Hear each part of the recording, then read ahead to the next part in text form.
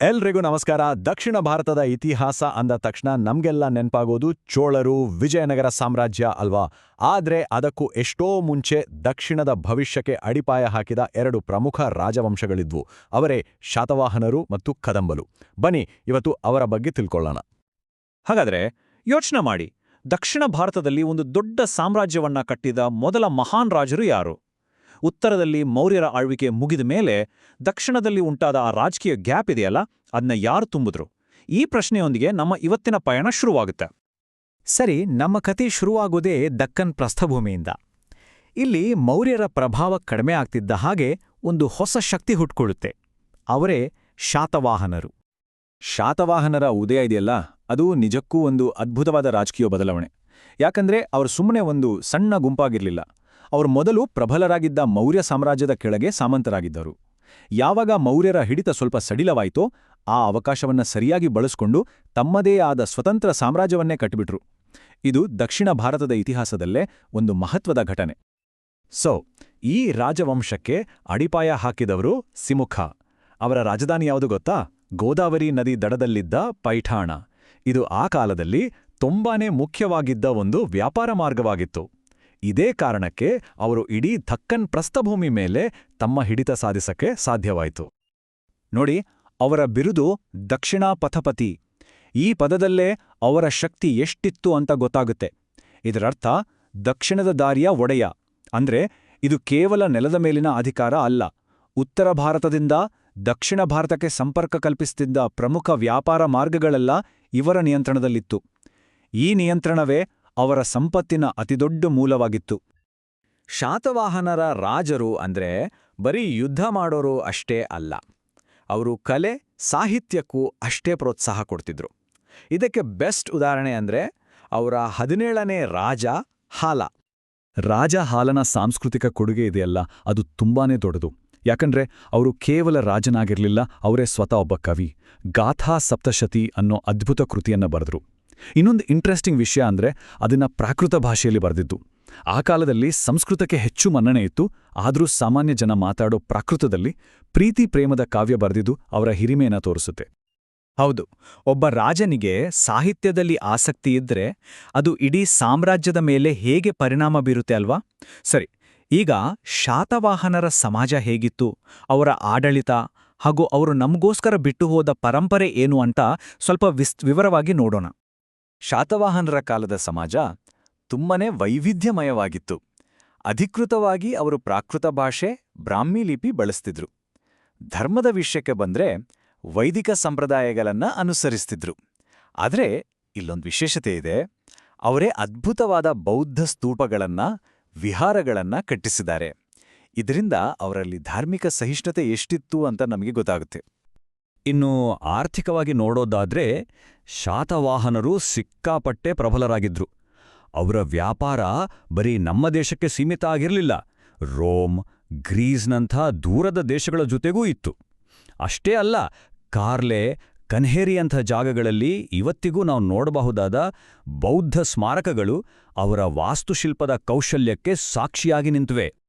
ಯೋಚನೆ ಮಾಡಿ, ಇಷ್ಟು ದೊಡ್ಡ ಸಾಮ್ರಾಜ್ಯವನ್ನ ನೂರಾರು ವರ್ಷಗಳ ಕಾಲ ಆಳಬೇಕು ಅಂದ್ರೆ ಒಂದು ಒಳ್ಳೆಯ ಆಡಳಿತ ವ್ಯವಸ್ಥೆ ಬೇಕೇ ಬೇಕಲ್ವಾ? ಶಾತವಾಹನರು ಅದನ್ನ ಪರ್ಫೆಕ್ಟಾಗಿ ಮಾಡಿದ್ರು. ತಮ್ಮ ಸಾಮ್ರಾಜ್ಯವನ್ನ ಪ್ರಾಂತ್ಯಗಳಿಂದ ಹಿಡಿದು ಹಳ್ಳಿ ಮಟ್ಟದವರೆಗೂ ವ್ಯವಸ್ಥಿತವಾಗಿ ವಿಂಗಡಣೆ ಮಾಡಿದ್ರು. ಇದೇ ಅವರ ಸ್ಥಿರತೆಗೆ ಕಾರಣ ಆಯಿತು. ಆದ್ರೆ ನೋಡಿ, ಯಾವ ಸಾಮ್ರಾಜ್ಯನೂ ಶಾಶ್ವತ ಅಲ್ಲ. ಕಾಲಕ್ರಮೇಣ ಶಾತವಾಹನರ ಶಕ್ತಿ ಕೂಡ ಕಡಿಮೆ ಆಯಿತು. ಆಗ ದಕ್ಷಿಣ ಭಾರತದ ರಾಜಕೀಯ ಚಿತ್ರಣದಲ್ಲಿ ಒಂದು ಹೊಸ ಶಕ್ತಿ ಎಂಟ್ರಿ ಕೊಡುತ್ತೆ. ಹಾಗಾದ್ರೆ ಆ ಹೊಸ ಶಕ್ತಿ ಯಾವುದು? ಆ ಹೊಸ ಶಕ್ತಿ ಬೇರೆ ಯಾರೂ ಅಲ್ಲ, ಅವರೇ ನಮ್ಮ ಬನವಾಸಿಯ ಕದಂಬರು. ಅವರು ಸುಮ್ಮನೆ ಶಾತವಾಹನರ ಜಾಗಕ್ಕೆ ಬಂದವರಲ್ಲ, ಬದಲಿಗೆ ಕನ್ನಡ ನೆಲದ ಮೊಟ್ಟಮೊದಲ ಸ್ವತಂತ್ರ ರಾಜವಂಶವಾಗಿ ತಮ್ಮದೇ ಆದ ಒಂದು ವಿಶಿಷ್ಟ ಗುರುತನ್ನೇ ಸೃಷ್ಟಿ ಮಾಡಿದ್ರು. ಇಲ್ಲಿ ನಾವು ಗಮನಿಸಲೇಬೇಕಾದ ಒಂದು ಮುಖ್ಯವಾದ ಅಂಶ ಇದೆ. ಕದಂಬರು ಕರ್ನಾಟಕದ ಮೊದಲ ಸ್ಥಳೀಯ ರಾಜವಂಶ. ಅಂದ್ರೆ ನಮ್ಮ ನೆಲದವರೇ ಕಟ್ಟಿದ ಸಾಮ್ರಾಜ್ಯ. ಇದರ ಸ್ಥಾಪಕ ಮಯೂರ ಶರ್ಮ. ಅವರ ರಾಜಧಾನಿ ಹಚ್ಚ ಹಸಿರಿನ ಮಲೆನಾಡಿನಲ್ಲಿದ್ದ ಬನವಾಸಿ. ನಿಜ ಹೇಳ್ಬೇಕಂದ್ರೆ ಇಲ್ಲಿಂದ ಕರ್ನಾಟಕದ ರಾಜಕೀಯ ಇತಿಹಾಸದಲ್ಲಿ ಒಂದು ಹೊಸ ಅಧ್ಯಾಯ ಶುರುವಾಯಿತು. ಈ ರಾಜವಂಶ ಶುರುವಾದ ಹಿಂದೆ ಒಂದು ಇಂಟ್ರೆಸ್ಟಿಂಗ್ ಕಥೆನೇ ಇದೆ. ಮಯೂರ ಶರ್ಮ ಮೂಲತಃ ಒಬ್ಬ ಬ್ರಾಹ್ಮಣ. ಆದರೆ ಅವರಿಗಾದ ಒಂದು ಅವಮಾನದಿಂದ, ಅವರ ಸ್ವಾಭಿಮಾನಕ್ಕೆ ಧಕ್ಕೆ ಆದಾಗ ಅವರು ಶಾಸ್ತ್ರ ಬಿಟ್ಟು ಶಸ್ತ್ರ ಹಿಡಿದ್ರು. ಕ್ಷತ್ರಿಯನಾಗಿ ಒಂದು ಹೊಸ ರಾಜ್ಯವನ್ನೇ ಕಟ್ಟಿಬಿಟ್ರು. ಹಾಗಾದ್ರೆ ಬನ್ನಿ, ಕದಂಬರು ನಮಗೆ ಕೊಟ್ಟ ವಿಶೇಷ ಕೊಡುಗೆಗಳೇನು? ಅವರು ಯಾವೆಲ್ಲ ಮೊದಲುಗಳನ್ನ ಸೃಷ್ಟಿ ಮಾಡಿದ್ರು ಅಂತ ನೋಡೋಣ. ಯಾಕಂದ್ರೆ ಇವೇ ಅವರ ಪರಂಪರೆಯನ್ನ ವ್ಯಾಖ್ಯಾನಿಸೋದು. ಕದಂಬರ ಕೊಡುಗೆ ಬರೀ ರಾಜಕೀಯಕ್ಕೆ ಸೀಮಿತವಾಗಿಲ್ಲ, ಸಾಂಸ್ಕೃತಿಕವಾಗಿ ತುಂಬಾನೇ ಮುಖ್ಯ. ಒಂದು, ಅವರು ಕರ್ನಾಟಕದ ಮೊದಲ ಸಾಮ್ರಾಜ್ಯ ಕಟ್ಟಿದ್ರು. ಅದಕ್ಕಿಂತಲೂ ಮುಖ್ಯವಾಗಿ ಹಲ್ಮಿಡಿ ಶಾಸನದ ಮೂಲಕ ಕನ್ನಡವನ್ನ ಮೊದಲ ಬಾರಿಗೆ ಆಡಳಿತದಲ್ಲಿ ಬಳಸಿದ್ರು. ಯೋಚಿಸಿ, ಇದು ಸುಮ್ಮನೆ ಒಂದು ಭಾಷೆಯನ್ನ ಬಳಸಿದ್ದಲ್ಲ, ಇದು ನಮ್ಮ ಕನ್ನಡದ ಅಸ್ಮಿತೆಗೆ ಸಿಕ್ಕಿದ ಮೊದಲ ರಾಜಮನ್ನಣೆ.